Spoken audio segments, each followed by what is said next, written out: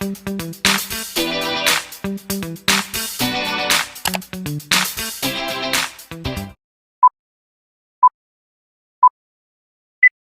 guys, it's me again, Kel, and welcome to my vlog.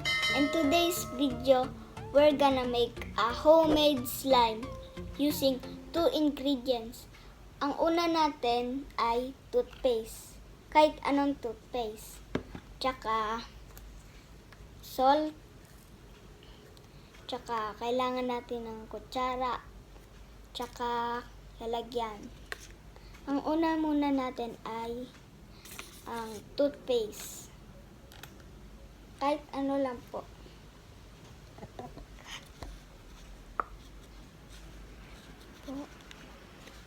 Pa-circle po.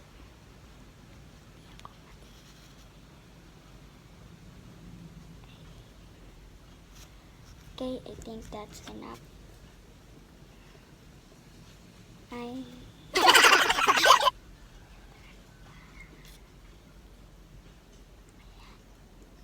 Okay, that's enough.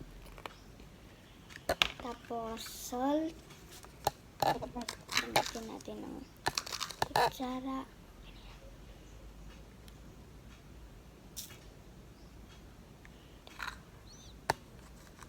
Ang una pong gagawin natin sa salt ay madami, tapos unti lang po.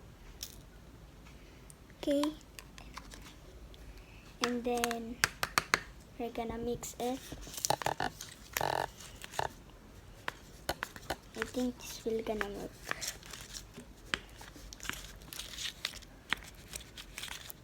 Parang naging slime na rin siya.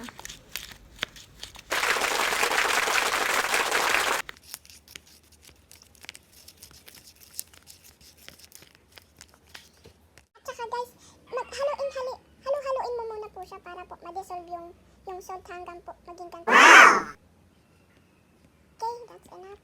So, let's put it in the refrigerator in 30 minutes. Bye! A few moments later. Okay guys, tignan natin kung nag-work yung slime homemade natin. Yung toothpaste. Pag di po siya nag-work, bibili na lang po kami.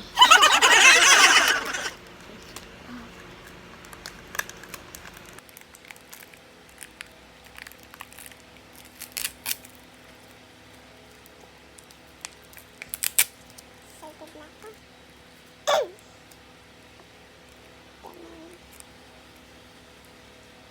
Fail. Di po siya nag-work. So, bibili na lang kami. Parang normal toothpaste lang eh. Fail. Bibili na lang kami.